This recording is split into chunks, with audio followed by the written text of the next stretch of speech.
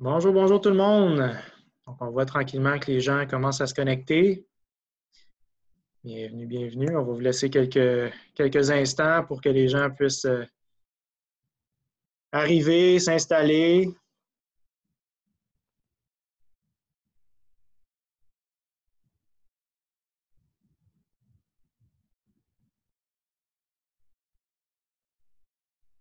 Ça rentre tranquillement. Donc, plusieurs personnes sont déjà présentes. Donc, bienvenue à tous.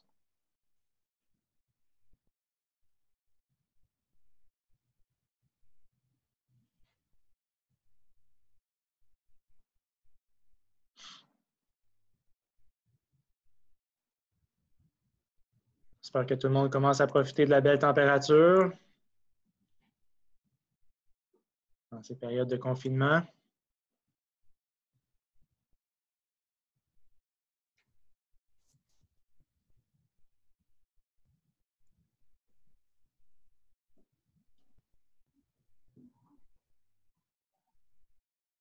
Bonjour, j'ai Christiane qui nous dit bonjour. Bonjour Christiane. Bonjour Julie.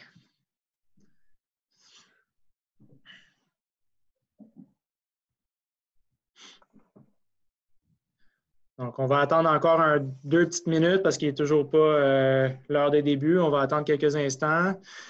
Puis, par la suite, je vais pouvoir commencer à introduire André et quelques petites consignes avant qu'on puisse débuter. Donc, ça ne devrait pas tarder.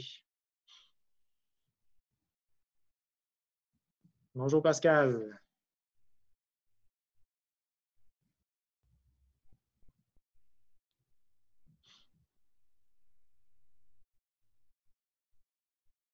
On est très content de vous avoir en grand nombre avec nous aujourd'hui.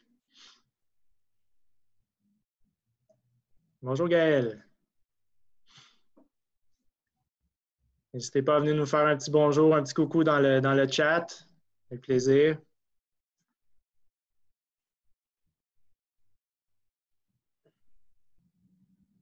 Bonjour Andy.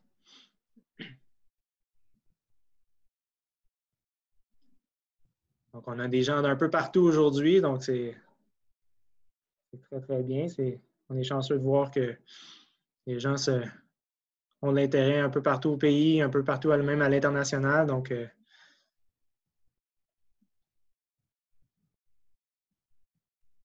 bonjour Sylvie.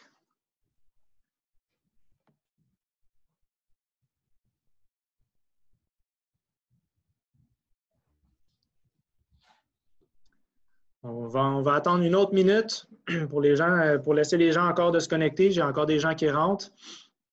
Après, je vais prendre la parole, puis je vais laisser, par la suite, je vais laisser le plancher à André qui va pouvoir débuter la formation.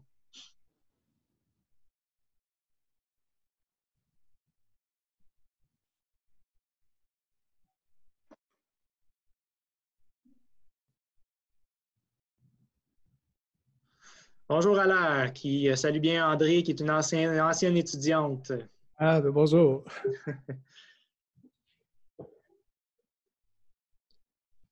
Bonjour Bernard.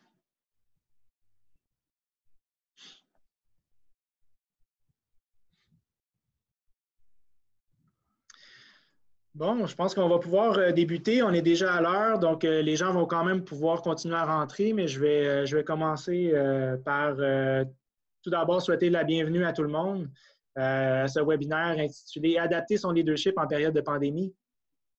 J'espère que tout le monde se porte bien, que vos familles également se portent bien malgré toute la situation actuelle là, qui se produit à travers le monde.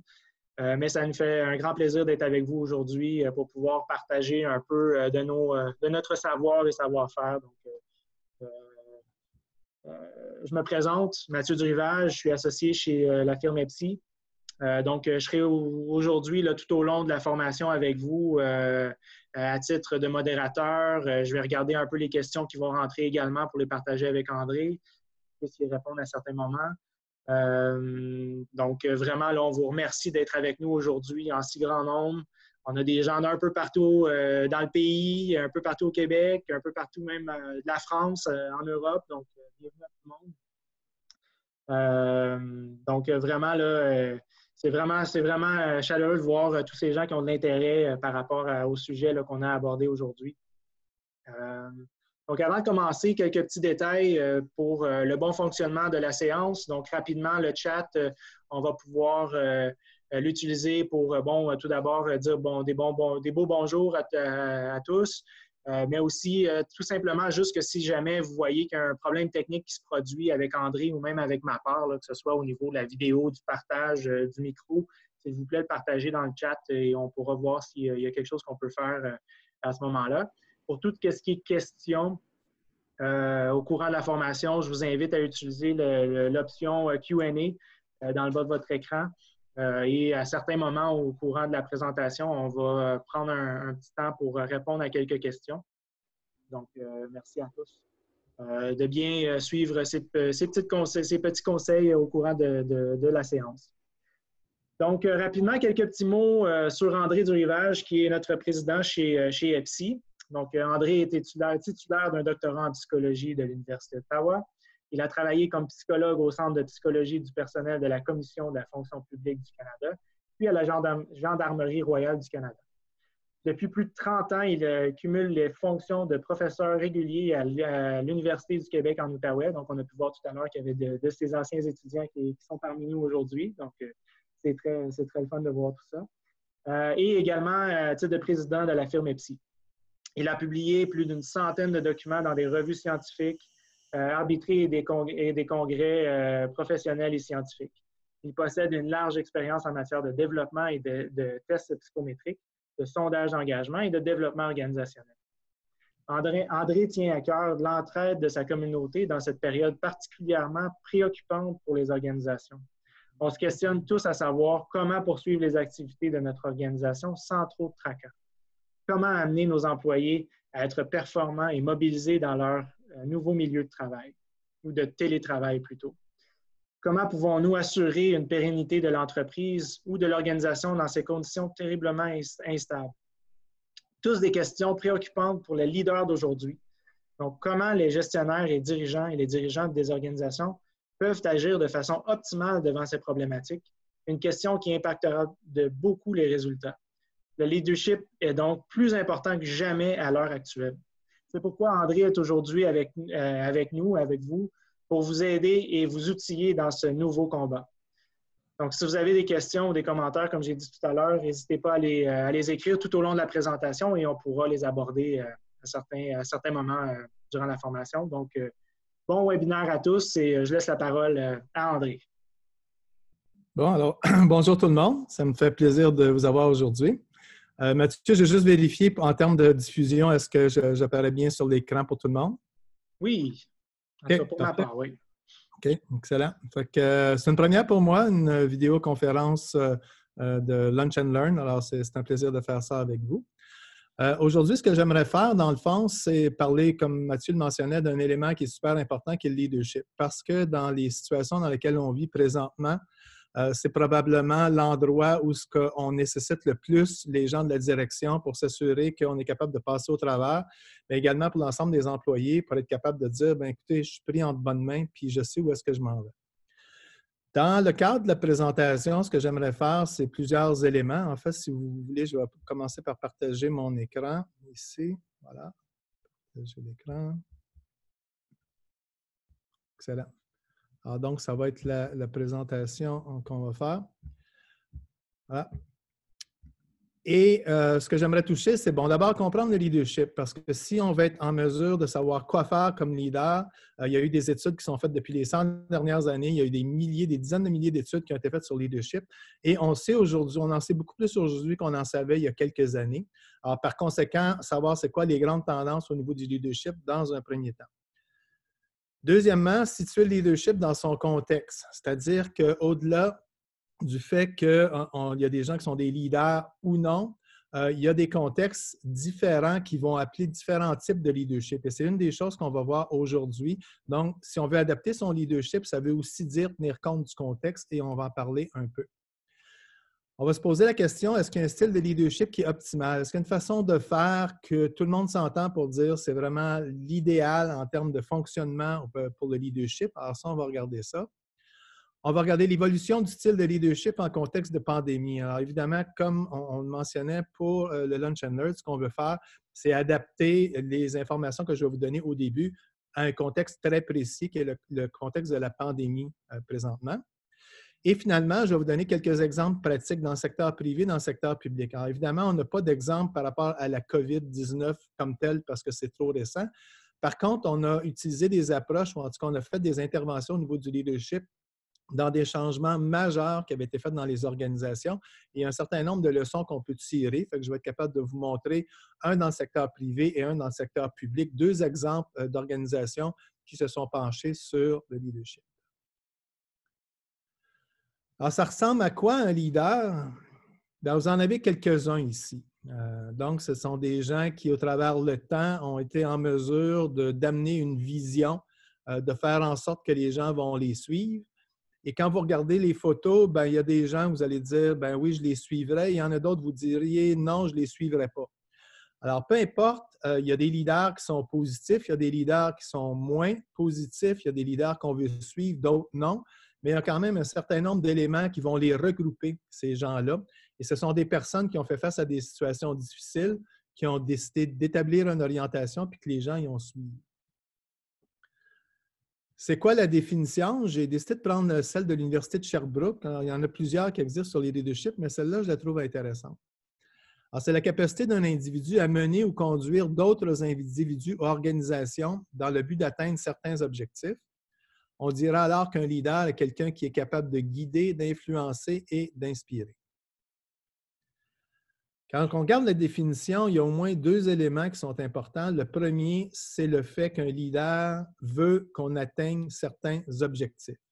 Alors donc, c'est le rôle des leaders, c'est le rôle des dirigeants, des managers, de s'assurer que les personnes pour qui ils travaillent aillent tous dans la même direction et atteignent un résultat qui a été fixé. Deuxième partie de la définition qui est intéressante, c'est lorsqu'on dit qu'un leader va être capable de guider, d'influencer et d'inspirer. Puis pourquoi c'est intéressant? C'est parce qu'il y a une gradation là-dedans. Quand on dit guider, dans le fond, c'est être capable de mettre en place des solutions, de planifier, d'organiser les choses. Alors, c'est plus conventionnel, plus classique. Influencer, là, tu commences à avoir un impact un peu plus grand sur les personnes. Alors, tu es capable de les convaincre de faire les choses. C'est plus seulement qu'ils s'en vont dans une direction parce que toi, tu le demandes, mais ils sont influencés par ce que tu leur demandes. Et finalement, la dernière partie qui est plus inspirée, c'est que non seulement ils le font parce qu'ils le croient, mais également parce qu'ils sont inspirés par la vision.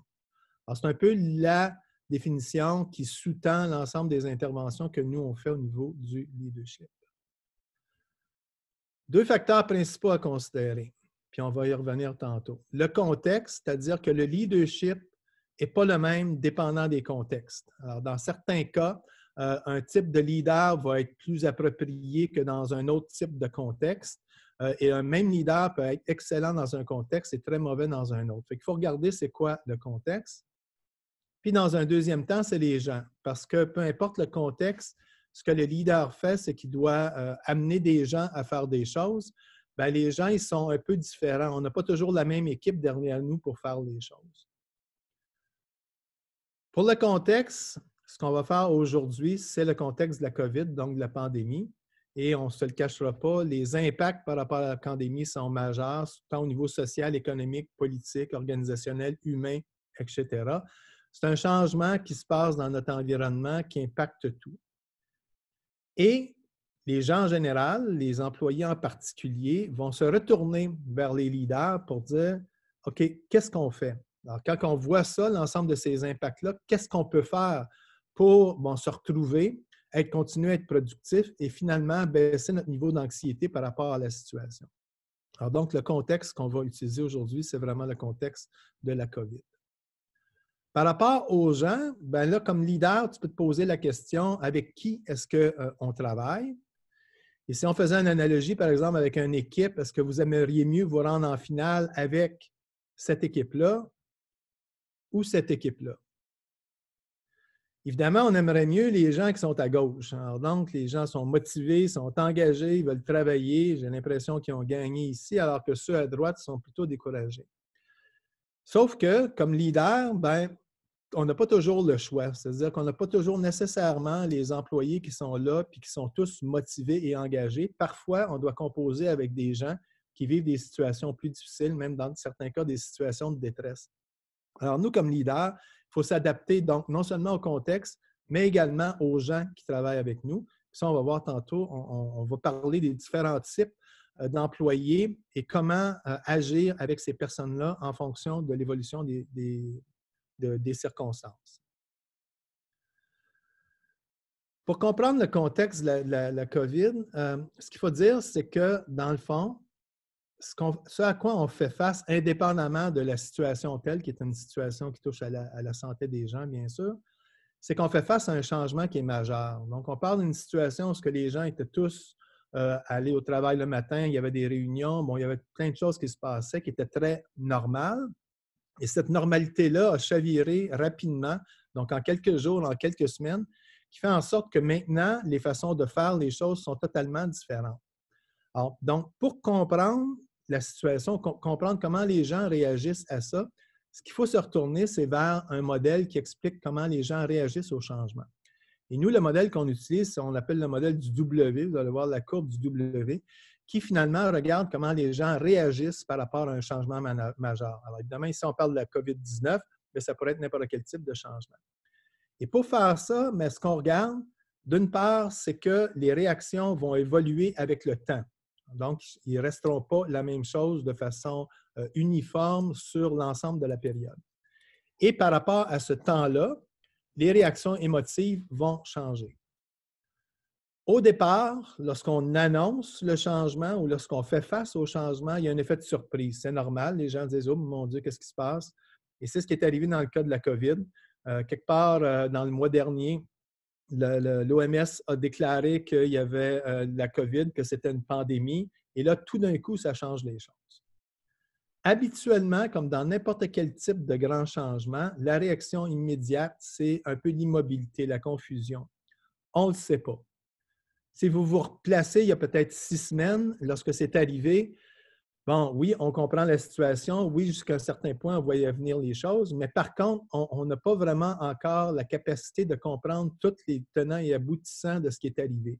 Donc, une certaine immobilité, confusion qui accompagne cette annonce-là.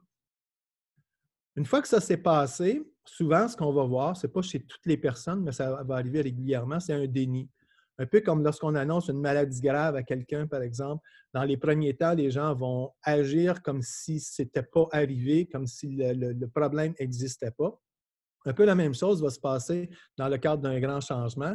Donc, une fois qu'il va y avoir de la confusion, c'est un mécanisme de défense qui nous permet finalement d'assimiler le changement. Et donc, dans un premier temps, ce qu'on fait, c'est qu'on se dit, ben non, finalement, ça n'arrive pas.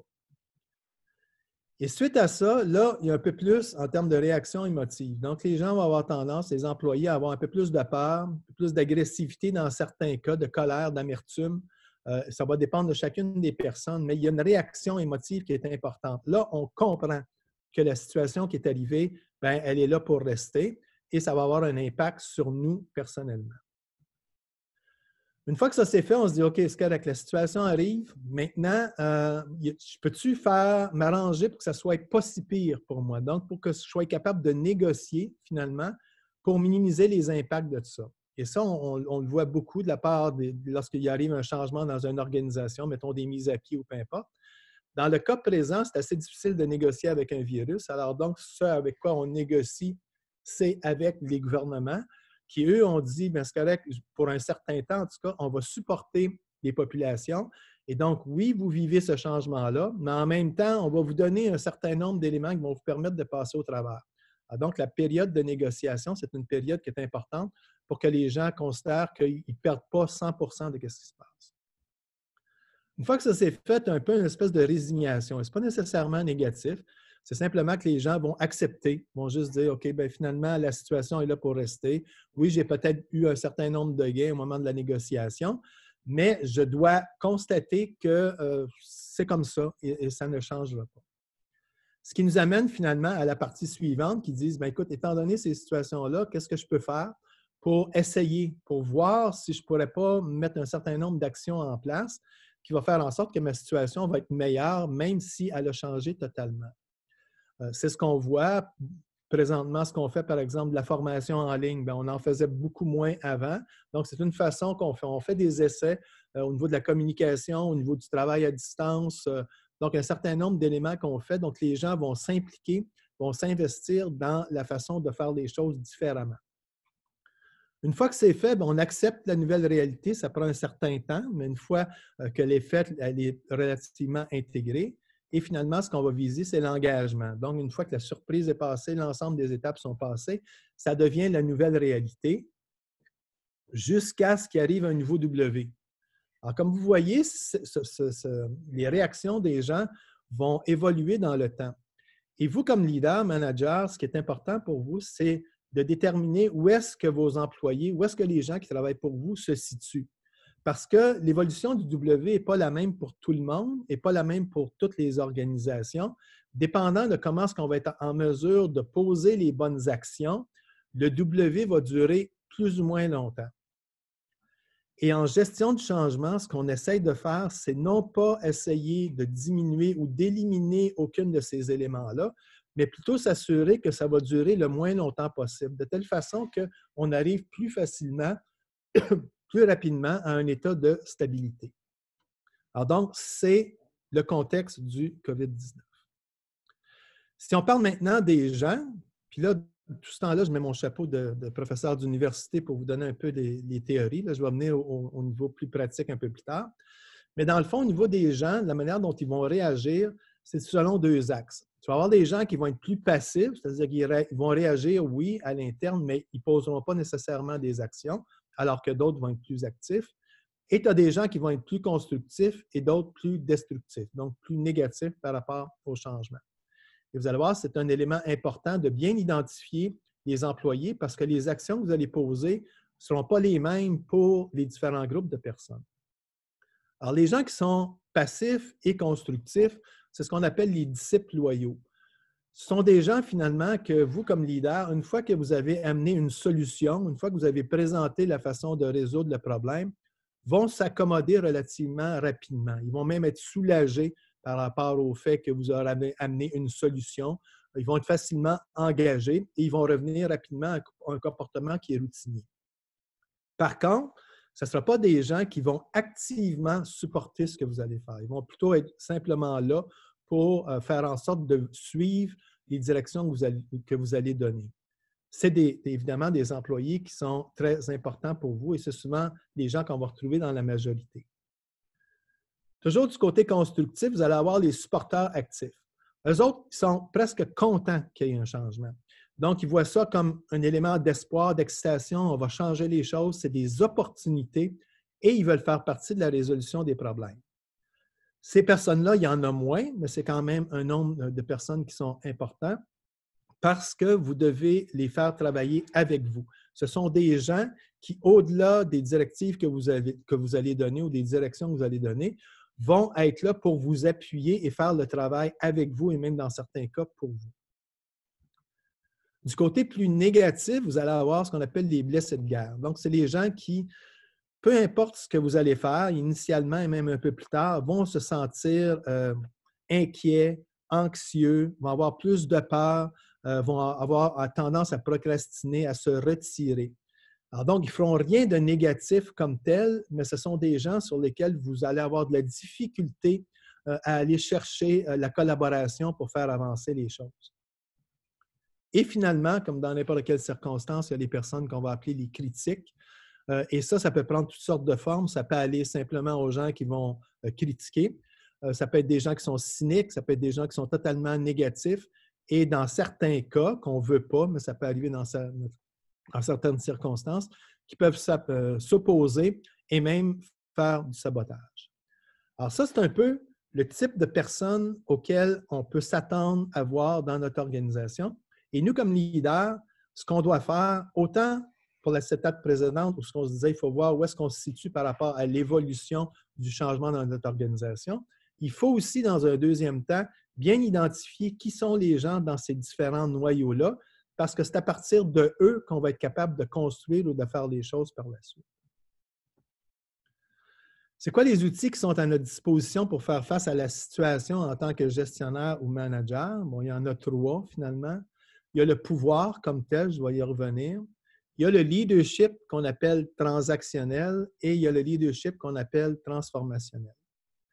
Alors, pour le pouvoir, c'est le pouvoir, premièrement, hiérarchique. Alors, donc, si vous êtes en position de gestion, si vous êtes un manager, c'est parce qu'on vous a placé là et donc, avec ça, vous avez une certaine quantité de pouvoir décisionnel que vous pouvez utiliser. Par contre, le pouvoir hiérarchique, c'est un pouvoir qui va vraiment avoir de l'impact seulement si les gens reconnaissent votre compétence, reconnaissent que vous êtes un leader qui veut le suivre. Vous avez le pouvoir de récompense et de punition qui n'est pas minime parce que vous êtes en position de donner des choses ou d'enlever des choses aux employés. Ça va faire en sorte qu'ils vont suivre, qu'ils soient d'accord ou pas d'accord. Vous avez le pouvoir coercitif qui n'est pas nécessairement le pouvoir qui est le plus idéal, mais dans certains cas, si on est dans le milieu policier, par exemple, ou si on est dans l'armée ou vous êtes sous une dictature, bien, un pouvoir coercitif, c'est quand même un pouvoir qui est important parce que les gens vont suivre parce qu'ils n'ont pas le choix. Et finalement, le pouvoir d'expertise, qui n'est pas banal dans le cas de la COVID-19, parce que le pouvoir d'expertise, c'est les gens qui connaissent, qui ont les réponses aux questions que nous, on a et pour lesquelles on ne sait pas où est-ce qu'on s'en va. Alors, par exemple, les gens de la santé publique, ce n'est pas naturellement des leaders, mais parce qu'ils possèdent les réponses aux questions qu'on a besoin, vont avoir un certain pouvoir et vont se retourner vers eux. Nous, on va se retourner vers eux et on va avoir tendance à suivre ce qu'ils nous disent. Le leadership transactionnel, donc comme leader, c'est le leadership de gestion qui est plus classique. Alors donc, dans le fond, c'est généralement le PODC, la planification, organisation, direction, contrôle. Donc, s'assurer que les choses sont bien faites, qu'on suit des étapes très claires. Puis dans le fond, les leaders qui sont transactionnels, ce sont des leaders qui, comme le nom le dit, établissent une transaction ou un contrat avec les employés.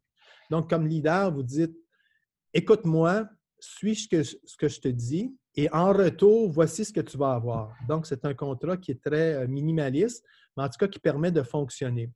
Et ce n'est pas nécessairement un mauvais leadership. Souvent, au contraire, c'est un leadership qui est requis au départ, mais qui n'est pas nécessairement toujours idéal ou qui n'est pas suffisant en lui-même. Le deuxième type de leadership, c'est le leadership qui est transformationnel. Alors donc, ça, c'est les gens, souvent lorsqu'on pense en des leaders, c'est à ce type de leader-là qu'on va penser. C'est des gens qui sont inspirants. C'est des gens qui vont nous partager une vision, qui vont encourager l'innovation, qui vont favoriser l'engagement, qui vont reconnaître la contribution des employés, même qui, dans certains cas, vont remettre en question les processus. Alors donc, ça, c'est des leaders qu'on va suivre, pas seulement parce qu'on doit les suivre, mais parce qu'on croit en ces personnes-là. Puis quand on a regardé au tout début avec les images de certains leaders qu'on connaît, c'est souvent des gens qui ont été reconnus justement parce qu'ils sont capables d'inspirer les gens à faire les choses et aller au-delà de ce qu'ils feraient normalement juste dans un contexte qui est normal. Donc, ça, c'est les 3 outils qu'on a. Le pouvoir, je n'en parlerai pas, je vais plutôt me concentrer sur le leadership transactionnel ou transformationnel. Puis comment est-ce que ça s'applique à la situation particulière de la COVID? Alors, c'est quoi que nous dit la littérature? Comme je disais, il y a des dizaines de milliers d'études qui ont été faites sur le leadership. La majorité des études disent que c'est le leadership transformationnel qui est le plus à favoriser parce que les études montrent clairement que les employés sont plus engagés, que le rendement de chacun des employés est plus élevé, que les employés développent leur potentiel à un plus haut niveau, puis finalement, ça permet de créer un environnement de travail qui est plus positif. La littérature nous dit aussi que le leadership transactionnel, ça peut aussi être approprié dans des circonstances, par exemple, qui sont plus difficiles. Si vous avez à faire des mises à pied, si vous avez un changement radical dans l'organisation, une réorganisation, si vous avez un redressement d'entreprise ou, dans le cas présent, une pandémie, où ce qu'on doit prendre des décisions rapidement, où ce qu'on doit faire face à l'urgence, bien, le leadership transactionnel a sa place parce que dans ces situations-là, on a probablement moins le temps de créer des comités pour décider qu'est-ce qu'on va faire. Il faut que les choses avancent, au moins dans un premier temps, et par la suite, on peut passer à un autre type de leadership, mais le leadership transactionnel a sa place. Puis finalement, mais les autres formes de leadership peuvent aussi être utiles. Par exemple, le pouvoir coercitif, un conflit d'armée, un feu, une catastrophe naturelle, etc. Si ça prend quelqu'un qui est en charge, qui dit « toi, tu fais ça, toi, tu fais ça, toi, tu fais ça », et ce n'est pas le temps de remettre en question, on doit faire les choses parce qu'on doit faire face à une situation d'urgence. Dans certaines cultures, le pouvoir hiérarchique est plus facilement accepté. Donc, c'est par exemple plus difficile d'instaurer le leadership transformationnel dans certaines cultures qui sont habituées à suivre les gens sans trop poser de questions. Puis le pouvoir d'expertise, on l'a mentionné tantôt, c'est essentiel, surtout lorsque les connaissances et l'expérience des gens est essentielle. Voilà. Donc, l'évolution du leadership en contexte de pandémie, on a un peu placé les éléments de comment faire face à la situation. Maintenant, on va y aller étape par étape, puis on va voir de façon plus concrète qu'est-ce que chacun des leaders peut faire pour maximiser finalement son impact sur les gens. Fait qu'on revient à notre W, donc les réactions des gens. Puis ce qu'on peut faire, c'est qu'on peut le diviser en 3 phases. La première phase, qui va être la surprise, l'immobilité et le déni, donc finalement, c'est l'impact initial du changement, ou dans le cas de la pandémie, je dirais peut-être les 2 ou 3 premières semaines où on a reçu l'information qu'il y avait un changement majeur qui se faisait. Bien là, ça demande un certain nombre d'actions qui sont particulières. La deuxième phase, c'est la phase plus, qu'on dirait, de négociation ou de restructuration. C'est à cette étape-là qu'on commence à poser les jalons de comment, finalement, de façon concrète, on va être en mesure de répondre aux différentes questions. Et finalement, la dernière partie, c'est lorsqu'on part puis on s'en va dans une nouvelle direction. Donc, on a fait face à la situation, une surprise, on a restructuré, on est arrivé avec un plan. Et dans la phase 3, on la met en œuvre pour finalement faire en sorte qu'on va créer une nouvelle réalité qui va représenter la stabilité. Peut-être avant de commencer avec les différentes phrases, Mathieu, je ne sais pas s'il y avait des questions déjà ou… Non, je pense que tu fais un excellent boulot. Là. Aucune question pour le moment. OK, excellent. Fait que si jamais vous en avez, n'hésitez pas. Vous avez simplement à le mettre dans le QR, puis Mathieu pourra me les donner. Sinon, on pourrait répondre aux questions à la fin également. OK, alors donc on arrive à la phase 1. Phase 1, surprise, immobilité, confusion, déni. Donc, on ne sait pas trop ce qui se passe. On vit beaucoup d'anxiété, autant de la part des leaders que des employés. C'est certain, ce n'est pas parce que tu es leader que tu es nécessairement une personne qui est surhumaine. Tu vas aussi avoir à faire face à ces situations-là. Il y a 4 actions qu'il faut poser comme leader. Alors, donc, dans ce cas-ci, pour la situation dans laquelle on s'est situé, c'est probablement des actions qui ont déjà été posées dans vos organisations. Sinon, bien, il faut le faire maintenant parce qu'on est quand même avancé au niveau de cette phase-là de la pandémie. Ce qui est essentiel pour un leader, c'est de prendre le contrôle de la situation. Et comment on fait ça? C'est que dans un premier temps, il faut faire une analyse objective des faits, même si c'est une analyse qui est partielle, ou je dirais qui est souvent, ou la plupart du temps, partielle, parce qu'on fait faire une situation qui est surprenante, dans le cas de la COVID. On ne s'y attendait pas vraiment. Par contre, ce qu'il faut, c'est aller chercher le maximum d'informations. Il faut évaluer les impacts initiaux au niveau économique, social, humain, structurel. Au niveau économique, évidemment, pour les entreprises particulièrement, bien, tu fais face à une situation, une réalité qui n'est pas simple. Plusieurs entreprises ont dû fermer, ou en tout cas mettre les gens à pied, fait face à une réduction des revenus qui est majeure. Et également, on doit se poser les questions sur est-ce que ces impacts-là vont être à court terme, moyen terme ou long terme. Au niveau social, il faut suivre les lois. Au niveau humain, il y a évidemment toutes les réactions des gens, des employés qui vivent beaucoup d'anxiété par rapport à ça et qui vont avoir un impact sur leur performance. Puis au niveau structurel, c'est l'ensemble de ce que l'organisation fait. Donc, autant au niveau de sa structure comme telle, mais au niveau de la clientèle, de la compétitivité, de la qualité des produits, bon, etc. Donc, ce qu'il faut faire dans un premier temps, il faut nécessairement analyser le plus qu'on peut les impacts. C'est un exercice qui n'est pas nécessairement naturel parce que souvent, les leaders, ce qu'ils ont tendance à faire, c'est de réagir. On a la situation, puis là, on va au plus urgent. Sauf qu'en faisant ça, on ne se donne pas de chance. Il faut prendre un certain temps, s'asseoir et répondre à ces questions-là, même si on n'a pas toutes les réponses aux questions qu'on va poser. Et à partir de là, on dresse un portrait à court terme. qu'est-ce que je vais faire aujourd'hui, demain, après-demain, dans la prochaine semaine en tout cas, ou au moins avoir un plan d'action minimal qui va nous dire comment est-ce qu'on va réagir, mais au moins qui est fondé sur une analyse initiale qui a été faite. Et pour ça, on doit faire des hypothèses, donc on doit estimer les impacts à court terme, mais aussi à long terme. Parce que vous allez voir, si vous voulez faire en sorte que vos employés vous suivent bien, ils doivent comprendre que, comme leader, vous ne faites pas simplement réagir à la situation, mais vous avez également un plan qui va plus loin que la situation immédiate. Et si les employés n'ont pas cette impression-là, vous allez les perdre rapidement. C'est les gens qui vont dire « OK, je suis bien prêt à faire les choses maintenant, mais pourquoi et où est-ce que je m'en vais? » Alors donc, il faut développer les grandes lignes d'un plan d'action qui est clair, même s'il est imparfait. Et il faut prendre des décisions qui sont difficiles, même si elles peuvent être impopulaires. Il ne faut pas retarder les décisions. Si on sait, par exemple, qu'au niveau économique, on ne peut pas supporter la main-d'œuvre qu'on a présentement, il faut faire des coupures, bien, ça ne donne à rien d'attendre parce que si vous attendez, vous allez juste empirer le problème. Donc, il y a des décisions qui sont à prendre, soit au niveau structurel, soit au niveau des employés, etc. Il faut être capable de les prendre. Même si les gens ne sont pas heureux des décisions, souvent, ils vont être rassurés parce que les décisions sont basées sur un plan qui tient compte non seulement du court terme, mais du plus long terme. Deuxième chose à faire comme leader, communiquer. C'est essentiel. Vous devez démontrer aux employés que vous avez pris la situation en charge, que vous-même, comme leader, vous soyez sûr ou pas sûr des décisions que vous prenez. C'est essentiel que les employés aient la perception que vous avez les choses en charge.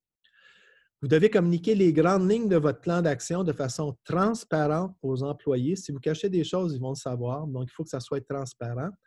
Par contre, vous n'avez pas à présenter tous les aspects du plan. Donc, il faut donner les éléments principaux qui vont permettre aux gens de se placer dans la position qu'on est, dans la situation, puis de comprendre qu'est-ce qui va arriver. Vous n'êtes pas obligé de tout dire. Puis surtout, évitez de donner des détails qui sont inutiles parce que souvent, lorsqu'on donne des détails, vous allez avoir des questions sur les détails et là, vous entrez dans des discussions qui sont inutiles par rapport à la réponse immédiate qu'on doit donner au problème. Communiquer fréquemment. On le voit, les différents paliers de gouvernement communiquent de façon très fréquente. Au tout début de la pandémie, en tout cas au Québec, c'était à tous les jours. Maintenant, c'est une fois tous les jours, mais pendant la semaine seulement et pas pendant la fin de semaine. Moi, ma prédiction, c'est que dans les semaines qui vont suivre, ça va passer à 2 ou 3 fois par semaine. Mais ce qui est important, c'est que la fréquence soit très élevée. Mais c'est la même chose dans les organisations, c'est la même chose dans les entreprises. Il faut s'assurer que les employés comprennent ce qui se passe. Par exemple, chez nous, chez EPSI, on s'est donné comme mandat de communiquer au moins 2 fois par semaine, donc par courriel à l'ensemble des employés pour leur dire « voici ce qui se passe ». Des fois, ce n'est pas beaucoup. On n'est pas obligé d'avoir des très longs paragraphes, mais au moins les gens ont l'impression qu'on pense à eux et qu'ils savent où ce que leurs leaders s'en vont. Puis finalement, admettez que vous n'avez pas toutes les réponses. C'est correct, les gens ne s'attendent pas à ce que vous ayez la vérité infuse. Par contre, ils doivent comprendre que si vous n'avez pas les réponses, vous allez travailler pour essayer de trouver justement les éléments qui vont leur permettre de comprendre les interrogations qu'ils ont. Troisième chose, une fois que vous avez analysé, une fois que vous avez communiqué, maintenant, c'est de diriger. Donc, c'est de mettre en place rapidement les décisions. Dans les premières étapes, c'est important de ne pas trop attendre pour mettre en place les choses. Donc, il faut que ce soit quand même par rapport au plan que vous avez identifié. Mais aussi, assigner des tâches et des responsabilités claires aux gens. Il ne faut pas que vous soyez dans votre coin à établir vos plans, à échafauder vos analyses et vos hypothèses, etc., et laisser les employés à ne rien faire parce que eux, ce que ça va faire, c'est que ça va augmenter leur niveau d'anxiété. Il faut que rapidement, par rapport à votre plan, vous soyez capable de retourner puis de dire « telle personne, j'aimerais que tu fasses telle chose, telle autre personne, j'aimerais que tu fasses telle chose ». Donc, c'est beaucoup mieux en termes de leadership que vous soyez en mesure de dire aux gens clairement qu'est-ce qu'ils peuvent faire parce qu'ils vont avoir l'impression qu'ils contribuent et souvent, c'est ce qu'ils vont faire, ils vont contribuer à la résolution du problème. Et ça va être payant plus tard. Ce n'est pas payant plus tard si vous ne le faites pas maintenant. Donc, si vous ne le faites pas maintenant, les gens peuvent se sentir désengagés, démobilisés, anxieux Et quand va venir le temps où vous allez vraiment avoir besoin de mettre en place les choses, bien, ces personnes-là vont être beaucoup moins ouvertes à le faire. Et les employés doivent avoir justement l'impression qu'ils participent à la résolution du problème. Quand on revient à nos 4 groupes de personnes, dans la première phase, c'est les blessés de guerre qui sont importants. Parce que la majorité des employés vont être là, ils vont vivre beaucoup d'anxiété. Donc, ce qu'il faut, c'est de prendre les blessés de guerre et réduire leur nombre. Donc, les amener de plus en plus vers devenir des disciples loyaux ou des supporters actifs et éviter le plus qu'il y ait du côté critique. Alors, donc, c'est souvent à eux qu'on va avoir à donner le plus d'attention. Fait qu'il faut rassurer. Fait que oui, vous avez votre plan, mais en même temps, comme leader, il faut que vous démontriez que vous comprenez la situation, que vous êtes empathique avec les employés par rapport à ce qui se passe, que vous savez que, bon, ce n'est pas simple, mais en même temps qu'il y a des choses qui doivent être faites et que vous adressez la situation à la fois à court terme et à long terme. Quel est le type de leader optimal pour la première phase d'un changement comme on a vécu? Bien, évidemment, ça va être plus les transactionnels avec un peu de transformationnel. Pourquoi? Parce que les leaders transactionnels doivent prendre des décisions rapidement, doivent organiser les choses, doivent finalement restructurer rapidement. L'orientation au résultat est primordiale et on doit passer un contrat avec les employés. Donc, les leaders doivent dire on a la situation en main, on a compris ce qui se passe, voici où est-ce qu'on s'en va, voici le nouveau contrat, mais pour que ce contrat-là fonctionne, voici un certain nombre de choses qui doivent être faites. Et il ne faut pas avoir peur d'avoir un contrat qui finalement n'est pas parfait et finalement qui n'est pas nécessairement accepté par tout le monde parce qu'on n'y arrivera jamais. Si on va aller un petit peu plus en détail, mais je n'entrerai pas vraiment là-dedans, comme leader, oui, le leader plus transactionnel avec un peu transformationnel. Il y a une autre façon de voir le leadership, si jamais ça vous intéresse. Il y a les leaders qui sont plus axés sur les personnes, d'autres qui sont plus axés sur les résultats, puis des leaders qui sont plus axés sur les activités internes et externes. Et dans le cas particulier de la première étape, on veut surtout des gens qui sont axés résultats.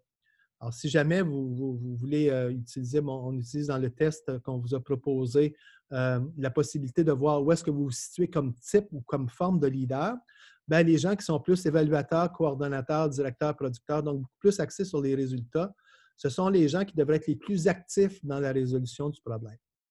Je vous ai mis en bas la définition. Vous pourrez la regarder. On mettra à votre disponibilité la présentation. André, peut-être Oui. juste avant qu'on rentre dans la phase 2, il y a quelques questions qui sont rentrées, donc on voit qu'on rentre dans le vif du sujet. Donc, la première question nous vient de Sébastien. Donc, il nous demande, est-ce qu'on peut s'attendre à vivre ces 3 phases encore durant le déconfinement et retour au travail, ou est-ce que l'on devrait seulement vivre et devoir gérer la phase 3? OK, c'est excellent. C'est une très bonne question. En fait, on précède ce que je voulais parler un petit peu plus tard. Effectivement, si on regarde le W présentement, c'est le W par rapport à la situation initiale qui est on tombe en confinement par rapport à une situation d'urgence de santé. Le déconfinement va amener aussi son W parce qu'il y a des gens qui, tout d'un coup, se sont sentis finalement pas si mal dans cette situation-là. Le travail à la maison a évidemment des éléments qui sont négatifs, mais elle apporte quand même un certain nombre d'avantages et les gens s'y sont adaptés. Et là, tout d'un coup, on va leur demander de revenir à une situation de déconfinement. Et là, on repart un autre cycle de W. D'où l'importance d'avoir réglé le plus possible le W initial. Parce que plus les W sont ajoutés les uns aux autres et plus ils vont d'avoir de l'interaction entre eux, plus vous allez avoir de la difficulté à gérer la situation. Alors oui, il va y avoir un autre W qui va commencer pour le déconfinement. Et je vous le dis, il va y avoir un autre W plus tard. Parce qu'une fois que les gouvernements vont avoir donné tout l'appui nécessaire, à un moment donné, ils ne seront plus capables de le faire. Et là, ça va avoir un impact économique qui va être peut-être plus brutal au moment où il va y avoir plus de mise à pied. Est-ce qu'il va y avoir une reprise ou pas de reprise? Ça aussi, ça va amener un autre W. C'est important de voir que dans chacune des grands changements, dans ce cas-ci, il va y en avoir plusieurs, on va avoir à vivre ces choses-là et il faut garder le radar ouvert pour s'assurer justement où est-ce qu'on est dans chacune des étapes. Parfait, merci. Deuxième question nous provient de Suzy. comment adapter son leadership dans un contexte où tous travaillent de la maison ou presque? Évidemment, c'est un enjeu qui est additionnel. Donc, ce qu'il faut faire, c'est comme leader, soi-même, on doit s'adapter, mais il faut suivre exactement ce qu'on a mentionné. Alors, plutôt que ça soit fait à distance, lorsque je parlais de la communication, bien, il faut que la communication soit faite, oui, à distance, soit par des vidéoconférences, soit par les échanges avec les emails, soit avec les contacts directs avec les employés. Mais on n'a pas le choix. Il faut maintenir la communication. Si on ne maintient pas cette communication-là, ça ne passera pas. Et toutes les autres étapes demeurent parce que même si on travaille à partir de la maison, l'analyse doit être faite souvent par le comité de direction qui va faire une série de rencontres, de comités. Mais une fois que ça c'est fait et que c'est communiqué et que les décisions sont prises, il faut s'assurer que la mise en place de ce plan-là soit réalisée. Elle se réalise dans des conditions, comme plusieurs le disent, on construit l'avion en même temps qu'on vole. C'est un peu la même chose qui se passe. On doit s'adapter à ce genre de situation-là et malheureusement, les leaders doivent de toute façon passer par les étapes que je mentionnais s'ils veulent assurer que les employés vont être capables de suivre.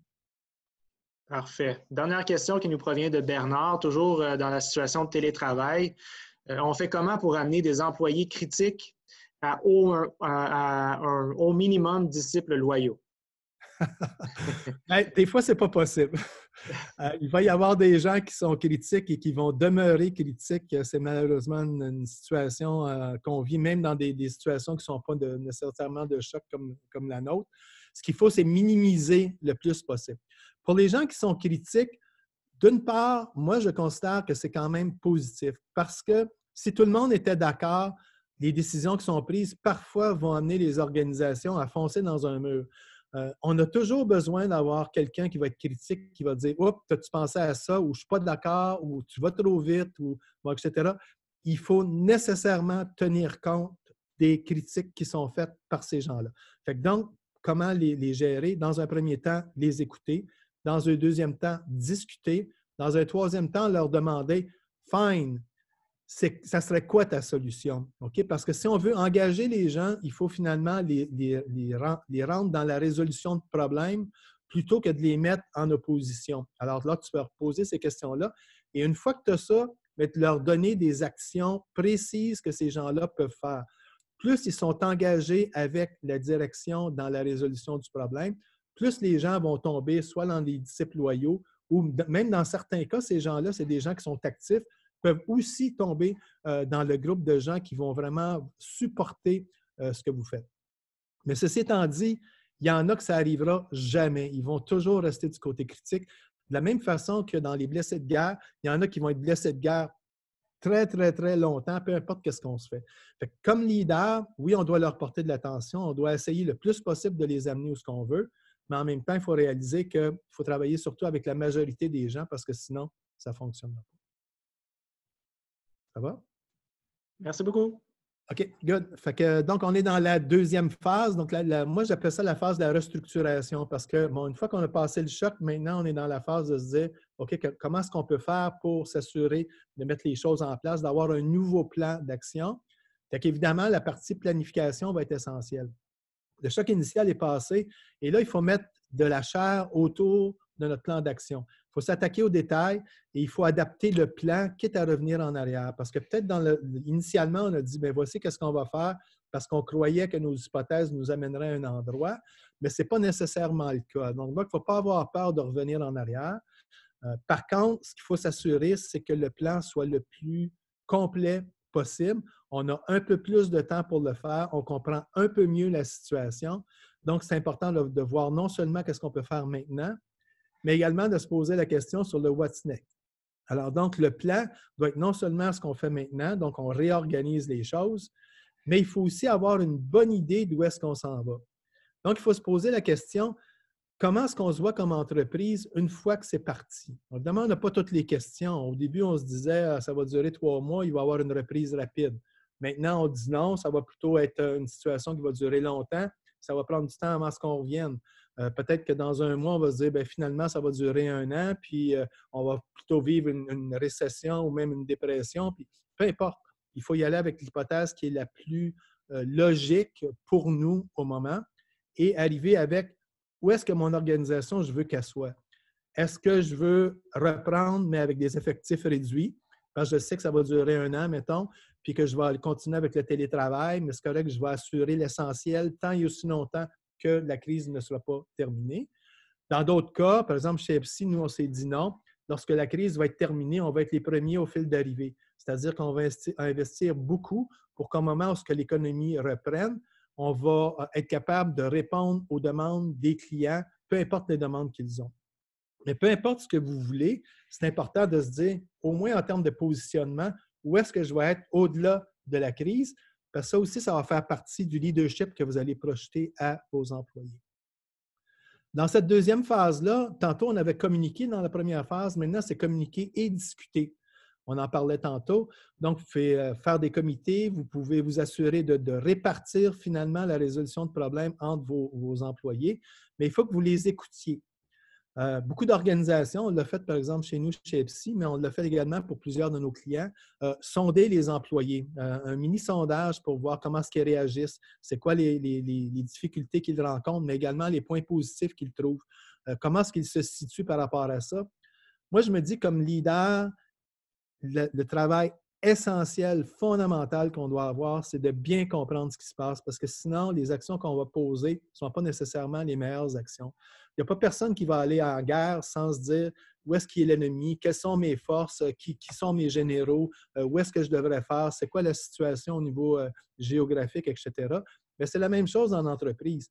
Si vous prenez des décisions sans avoir toute l'information à votre disposition, ce que vous risquez de faire, c'est faire beaucoup d'essais et erreurs et ça peut amener à beaucoup de difficultés. Alors, nous, ce qu'on recommande, c'est de sonder les employés. Vous n'êtes pas obligé d'avoir un sondage qui est structuré, qui a été fait spécifiquement pour ça. Vous pourriez utiliser un Monkey Survey, mais c'est important de comprendre où en sont vos employés parce que dans votre plan d'action, vous devez tenir ça en considération et vous continuez à communiquer. L'objectif, le grand objectif ici, c'est de rassembler. C'est-à-dire qu'on négocie, on parle, on regarde les choses, mais dans le fond, ce qu'on fait, c'est qu'on remet en place un nouveau contrat, un nouveau plan qui va nous amener à passer la portion difficile, mais également sur le plus long terme. Et comme Bernard le mentionnait tantôt, bien, il faut porter une attention particulière sur les employés critiques qui ont leur place, qui nous amènent des éléments auxquels on n'a pas pensé, mais ce qu'on veut, c'est s'assurer que ces gens-là, le plus possible, deviennent soit des supporters actifs ou au minimum des disciples loyaux. Donc, travailler là-dessus et mettre moins d'accent sur les blessés de guerre. Donc, à cette étape-là, si vous prenez trop de temps pour essayer d'aller chercher des gens qui finalement vont prendre de toute façon beaucoup de temps pour y arriver à relever de la situation, bien, ça ne fonctionnera pas. Et ce qu'on observe souvent, c'est que c'est les autres qui vont prendre en charge les personnes. Et les blessés de guerre, ils vont regarder, ils vont dire « Ah, bien finalement, je vois que mes pairs, ils s'en sortent pas si mal, ils travaillent, etc. » Et eux, tranquillement, devraient normalement être en mesure de revenir à un stade de productivité qui est équivalent des autres. Finalement, négocier. Alors, donc, il faut bien préparer la négociation. Ce n'est pas différent d'une négociation de convention collective ou de n'importe quoi. Ce qu'il faut comprendre, c'est d'avoir une négociation qui est raisonnée. Tout le monde, ce qu'il veut dans cette situation-là, autant les leaders que les employés, c'est que l'organisation s'en tire bien parce que le après est aussi important. Ça veut dire nos emplois sont gardés, on va continuer à avoir une place sur le marché qui est intéressante. Alors donc, qu'est-ce qui est fondamental pour l'organisation?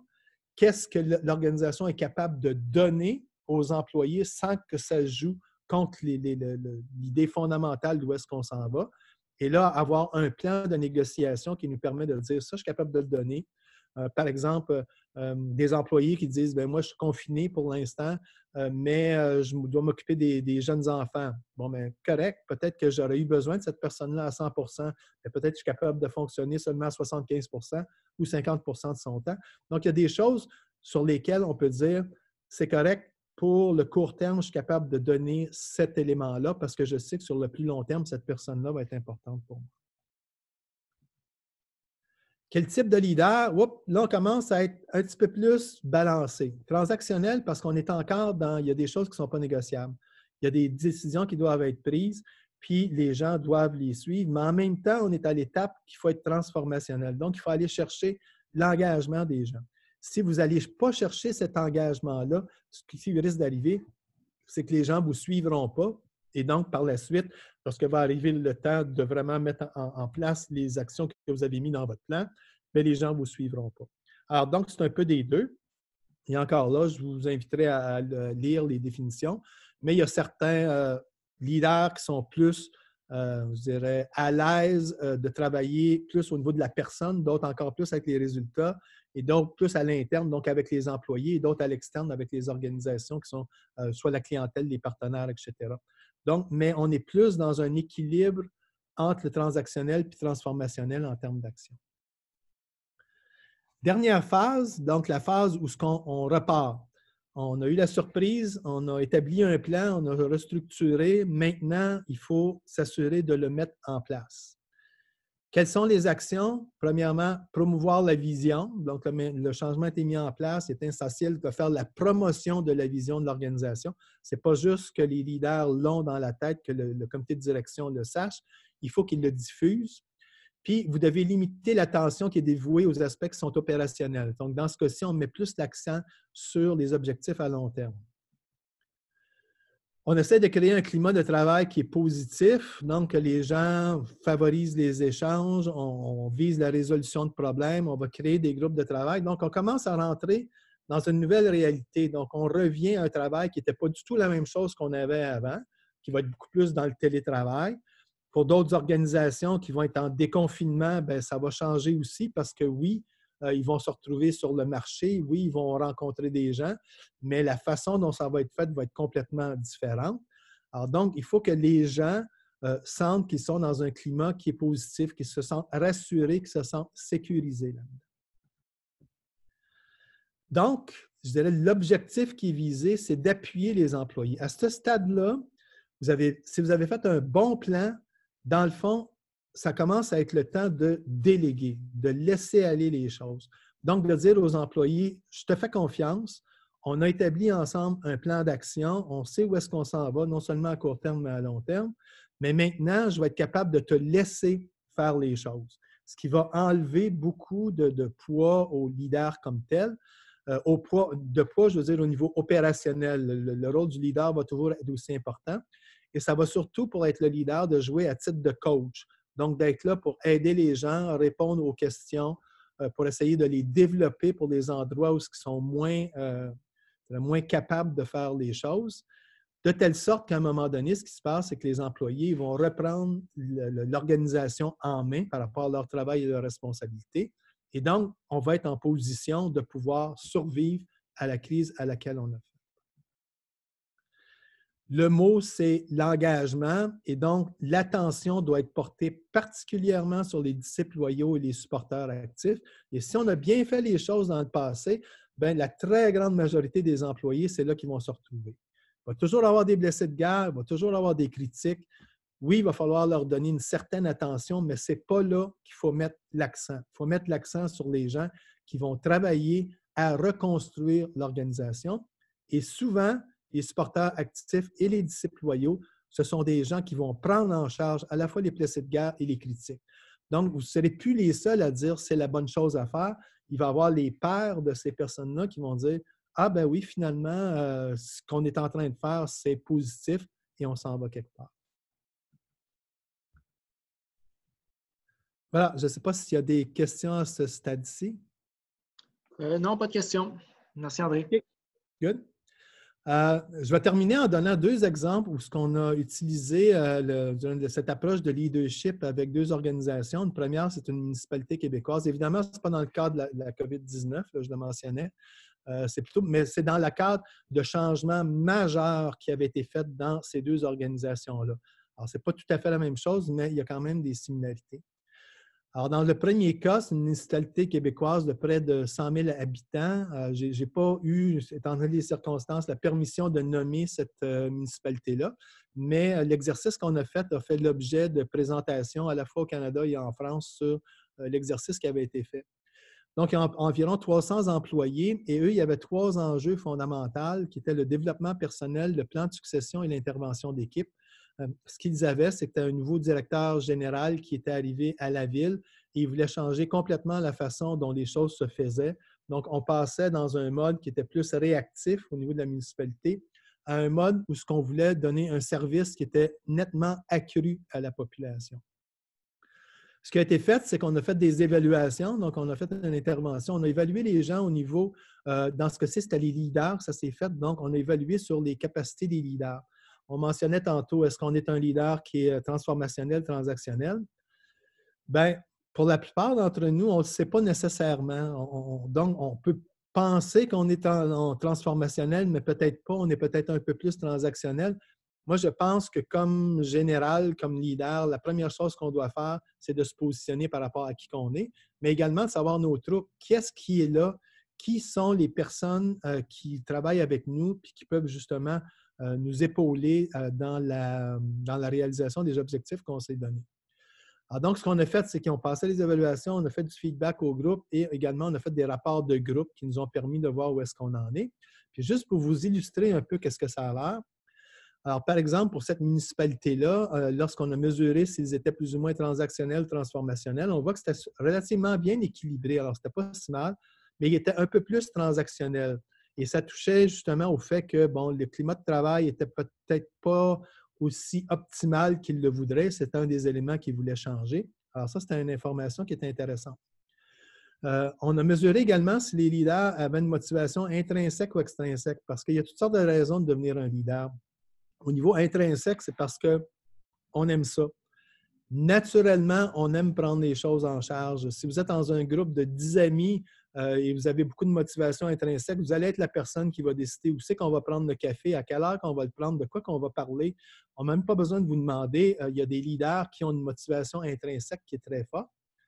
Et il y a d'autres leaders qui, eux, ont plus une motivation extrinsèque. C'est-à-dire que moi, le leadership, c'est intéressant, mais seulement si ça me rapporte quelque chose. Ou seulement si finalement je réponds à une attente des autres. Les autres s'attendent à ce que je prenne le leadership et donc je vais répondre à cette entente-là. Alors, dans ce cas-ci, c'est intéressant parce qu'on voit qu'il y avait quand même une bonne dose à la fois de motivation intrinsèque et extrinsèque. Et dans les styles de leadership, ce qu'on voyait, ça, c'est la moyenne de l'ensemble des leaders qu'il y avait dans cette organisation-là. Il y avait une cinquantaine de leaders. On peut voir qu'il y avait quand même assez bien distribué avec un peu plus axé sur les résultats. Ce qui n'est pas anormal parce qu'on avait vu tantôt qu'ils sont un peu plus transactionnels, mais ce que ça a comme impact, c'est justement en termes de ce qu'on a sur le climat de travail. Si on est moins axé sur la personne, les employés vont avoir tendance à être un peu moins engagés et donc la communication va se faire un petit peu moins bien. Mais ce qui est particulièrement intéressant lorsqu'on a ce portrait-là, parce que c'est ça qu'on a utilisé, c'est qu'on se dit, j'ai différents généraux, en tout cas, j'ai différents leaders que je peux utiliser dans différentes circonstances. Lorsque j'ai besoin de faire en sorte que mes objectifs soient atteints, que mes résultats soient atteints, je le sais à qui je peux demander parce que ces gens-là, naturellement, vont le faire. Par contre, un coup que ça c'est fait, des fois, c'est mieux de se retirer, ces leaders-là, parce que quand tu es trop axé résultats, bien, les gens ont moins tendance à vouloir être engagés par les objectifs qui sont fixés. Et là, tu as plus besoin des gens qui sont axés sur les personnes. Ça nous a permis d'avoir une cartographie des gens. Finalement, ce qu'on regarde aussi dans ce que le test permet d'évaluer, c'est de savoir avec quel type de personne est-ce qu'on est le plus à l'aise de montrer du leadership. Alors, il y a des gens qui aiment ça, travailler avec des professionnels, qui aiment ça, travailler avec des gens qui finalement sont peut-être souvent un peu plus critiques, alors qu'il y a d'autres leaders qui préfèrent travailler avec des gens qui sont plutôt soit des jeunes, soit des gens qui ont moins de maturité dans leur emploi. Et parallèlement, si vous regardez l'autre axe, la stabilité de l'environnement, il y a des personnes qui préfèrent travailler dans un environnement qui est plus stable, une organisation qui est plus grosse, par exemple, alors que d'autres préfèrent travailler plutôt dans un secteur privé, notamment, alors donc qui préféreraient aller avec des environnements qui sont moins stables. Et comme on voit ici, c'est assez représentatif d'une municipalité. Donc, les gens vont travailler à peu près n'importe qui, mais surtout du côté de la stabilité. C'est quoi les résultats lorsqu'on fait ça, lorsqu'on est capable, comme leader, comme organisation, de comprendre où est-ce qu'on est? Bien, d'une part, eux, ils ont été capables de créer un programme de relève de développement et finalement, ils ont été capables de faire des interventions ciblées pour arrimer les attentes de la direction avec les résultats qui étaient attendus au niveau du groupe. C'est un programme qui a permis d'améliorer sensiblement l'engagement des employés. Donc, on a vu une différence importante entre le avant et après, où ce que les gens de la municipalité ont démontré qu'ils étaient beaucoup plus engagés lorsque les leaders, justement, utilisaient des stratégies qui étaient plus appropriées pour susciter la motivation des gens. Deuxième exemple, une entreprise manufacturière internationale, donc un peu plus de 50 000 employés. Il y avait deux enjeux, eux, dans ce cas-là, c'était le développement organisationnel et l'amélioration du climat de travail. Il y avait un problème important au niveau du recrutement des employés parce que, justement, la réputation de l'organisation était que les gens vivaient dans un milieu qui était peut-être un peu trop structuré, un peu trop normatif. Et donc, ce qu'on a fait, c'est justement, on a travaillé directement avec les leaders de cette organisation-là au niveau international. On a fait la même stratégie, évaluer les gens. On a donné du feedback par groupe de cadres et on a également évalué le potentiel des gens. Vous allez voir, c'est intéressant parce que les résultats sont un peu différents de ce qu'on a vu du facteur manufacturier. On voit les transactionnels sont à 5 sur 5. Je pense que si on avait eu un 6e point, il serait monté à 6. Et le transformationnel, beaucoup moins important.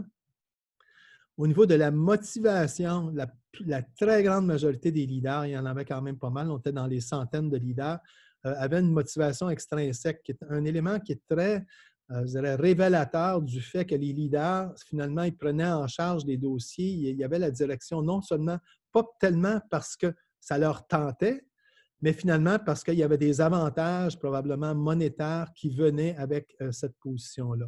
Alors, donc, ça, c'est un des éléments sur lesquels on a dit on va essayer de travailler là-dessus. Si vous regardez au niveau de où est-ce que les leaders se situent, ils sont presque tous au niveau des résultats, ce qui fait en sorte que c'est une des raisons pour laquelle les employés ne sentaient pas qu'ils étaient appuyés par la direction. Et c'est exactement le type de programme qu'on a mis en place par la suite pour s'assurer justement que les gens, parce que le leadership, ça s'apprend aussi, pour s'assurer que les leaders deviennent un peu plus transformationnels, et faire en sorte qu'il y ait une amélioration au niveau du climat de travail. Finalement, ce qu'on a fait dans ce cas-là, parce qu'on avait plus de données, on a comparé où est-ce que les gens se situaient sur les différentes dimensions de leadership par rapport à un benchmark, parce qu'on avait quand même des informations intéressantes. Et on voit que dans cette organisation-là, par exemple, les leaders s'adaptaient moins bien à 2 comparativement à des leaders d'organisation dans des milieux qui sont similaires, donc manufacturiers, qui étaient à 2,8. Même chose au niveau de l'initiative et de l'entrepreneurship, ce qui est majeur. Là, on est dans une organisation qui est internationale dans le domaine manufacturier où ce que tu as peu d'initiatives et d'entrepreneurship. Par contre, très fort au niveau de l'orientation aux résultats, très fort au niveau de la collaboration. Quand on regarde au niveau de la mobilisation, très faible.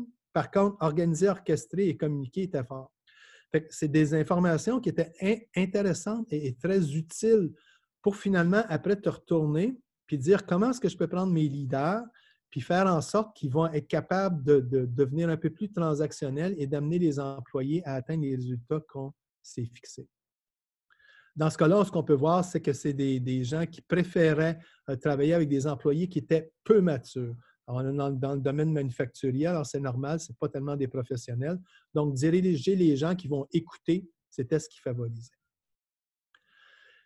Les résultats, il y a eu la création d'un programme de développement du leadership qui est encore en cours. Donc, c'est un projet sur lequel on va continuer à suivre l'évolution, puis on verra où est-ce que ça va nous amener. Mais il y a également des développements d'intervention RH dans l'ensemble de l'entreprise.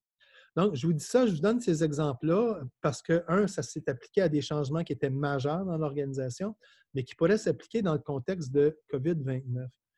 Puis dans le fond, je veux juste terminer en disant comment est-ce qu'on peut vous aider parce que pour nous, on veut se positionner pour être quelqu'un ou une organisation qui va vous aider.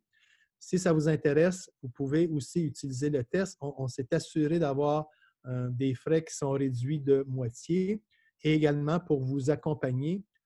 Ce que nous, on veut, c'est qu'à la sortie de la pandémie, à la sortie de ce qu'on vit présentement, toutes nos organisations clientes soient gagnantes et soient capables de repartir sur un nouveau pied. Voilà. Merci, André. Plusieurs questions sont rentrées vers la fin. Donc, on a 5 questions pour le moment là, qui ont été répertoriées. Donc, la première question nous provient de Bernard. Donc, quand une direction est en situation critique, on fait comment en situation de télétravail pour l'aider à accepter? Pour aider, OK, je ne suis pas sûr que je comprends, à accepter la situation ou accepter de faire les choses? Je pense que c'est probablement la situation. Je ne sais pas si Bernard veut rajouter un élément dans le chat juste pour confirmer.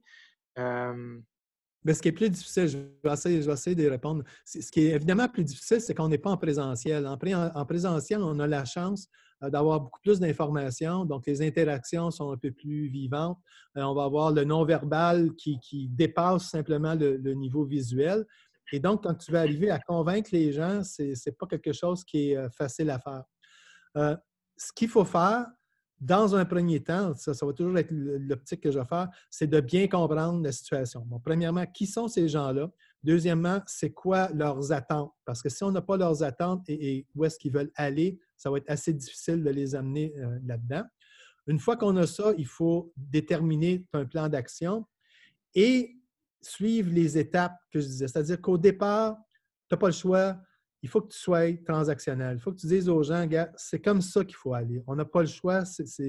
Et si ça ne fonctionne pas, on peut mettre en place des conséquences. Un peu comme le gouvernement fait. On dit, on a le confinement. Bien, si tu sors, puis je te prends, puis tu es dans un endroit que tu n'es pas supposé être, où tu te rassembles, bien, tu as des conséquences à ça. Donc, la première partie, c'est fait. Mais dans la deuxième partie qui suit, il faut nécessairement avoir une discussion, comprendre c'est quoi leurs objections et au travers de la discussion, essayer de les amener à ce qu'eux-mêmes amènent des solutions qui vont dans la direction que toi tu vas. Super, merci.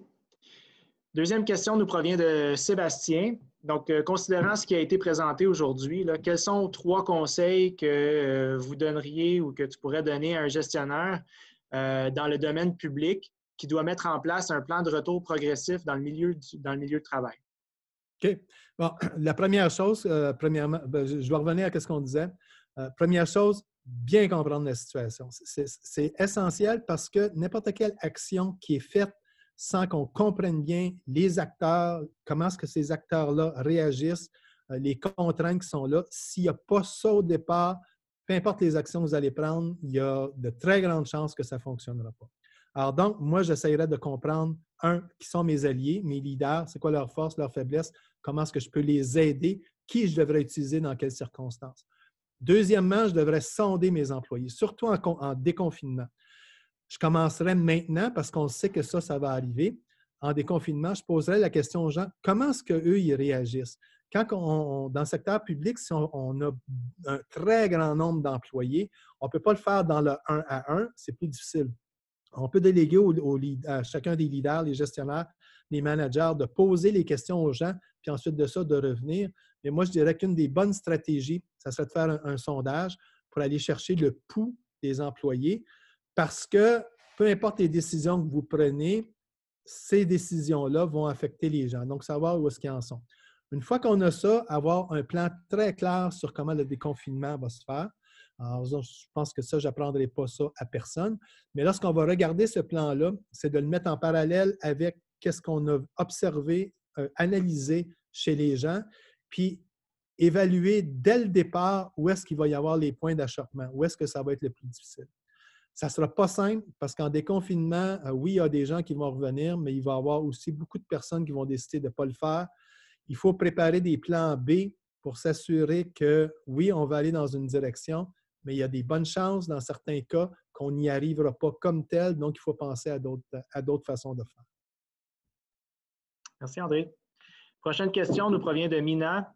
Donc, pour trouver un leader dans une organisation pour la relève, si on ne peut pas trouver une personne idéale pour prendre la relève, pensez-vous que c'est possible de choisir 2 ou 3 personnes avec différents styles de leadership pour pouvoir prendre la relève efficacement?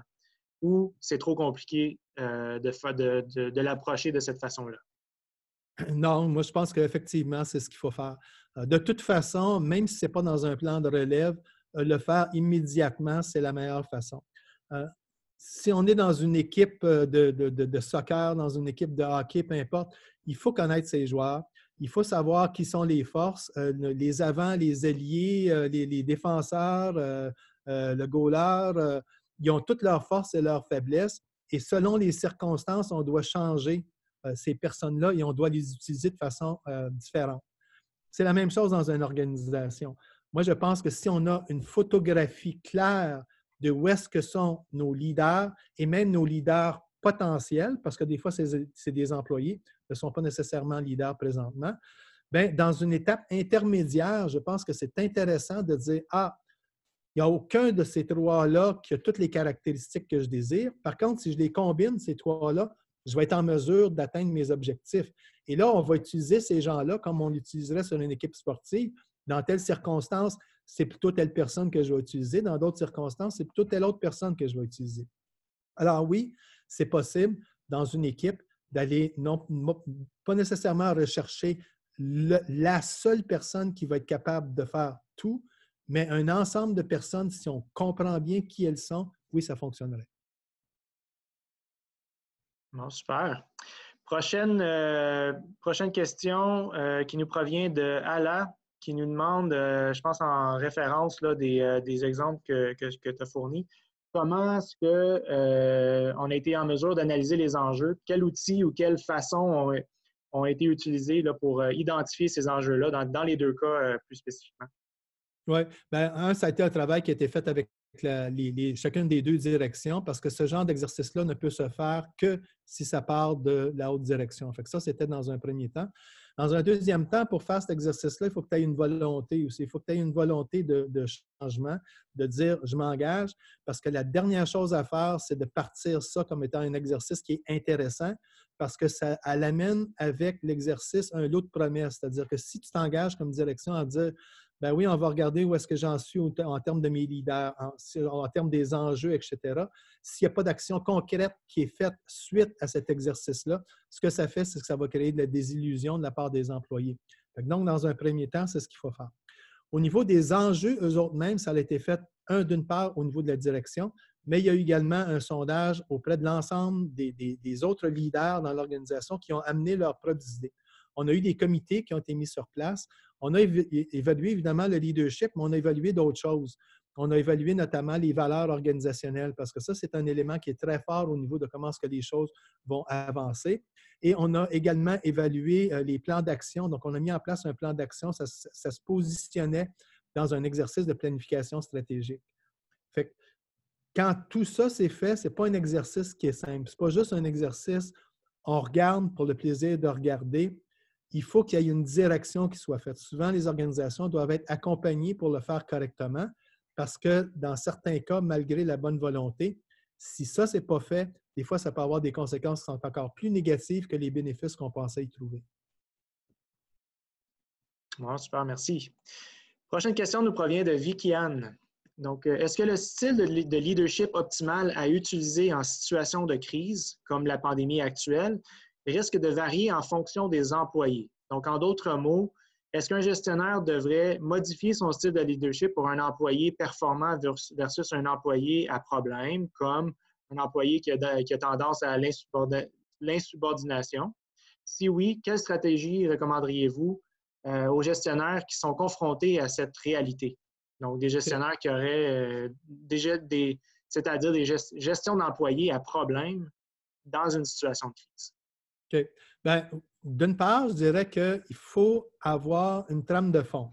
Donc, la trame de fond que je mentionnais au niveau de la réaction à l'évolution de la pandémie, elle devrait généralement être la même pour l'ensemble des employés. Parce que si on met trop d'attention sur une ou deux personnes ou des personnes particulières au détriment de l'attention qu'on peut porter à l'ensemble, bien, ce qu'on risque de faire, c'est qu'on risque de s'embourber et de ne pas amener les choses où est-ce qu'on veut. Fait que je dirais que ma première réponse, c'est que généralement, on devrait suivre le plan de match qu'on s'est donné, à moins qu'il y ait des gros changements, puis là qu'on veuille changer le plan de match. Mais peu importe, il faut garder les actions par rapport au plan de match. Ceci étant dit, oui, au niveau individuel, tu ne peux pas agir exactement de la même façon avec tous les employés.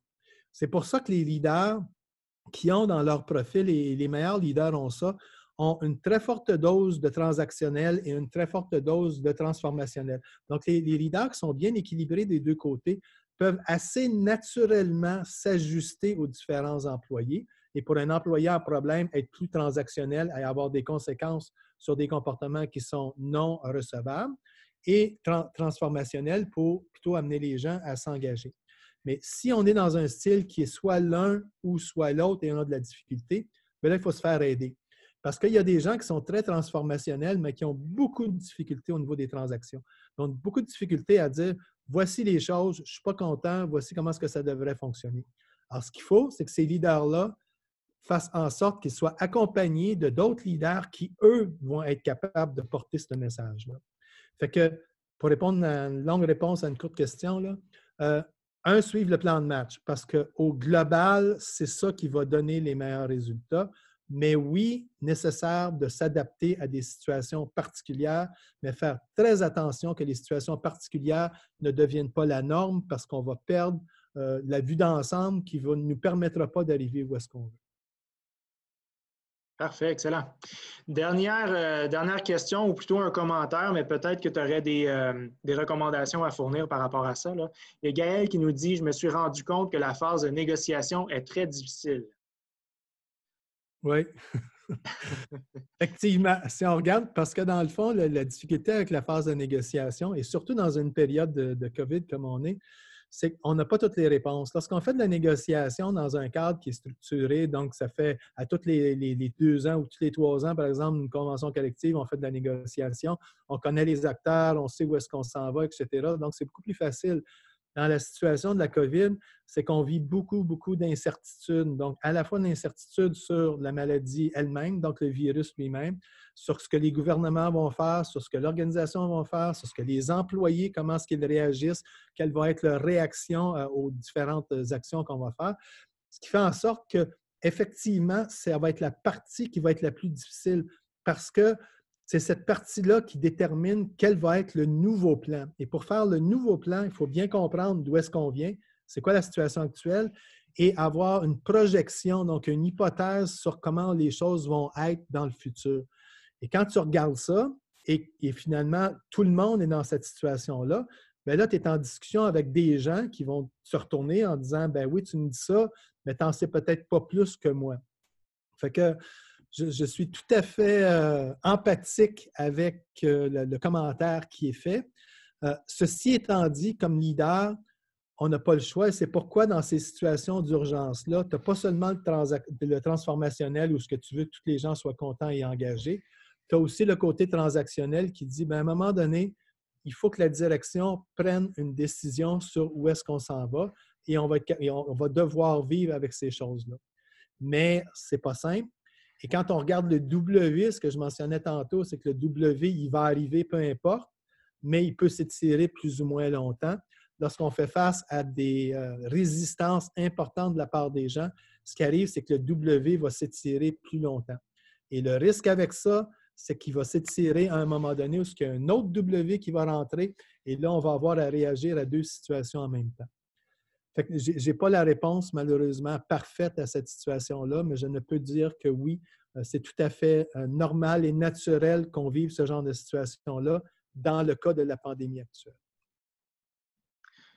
Bon, bien, c'est ce qui met fin aux questions qui ont été partagées. Donc, merci beaucoup, André, pour la belle formation puis le beau contenu. Et merci à tous pour les beaux mots qui ont été partagés là, tout au long de la présentation. Je pense que, somme toute, les gens ont beaucoup apprécié la nature du contenu, la richesse du contenu beaucoup. Là. Donc, merci beaucoup, André.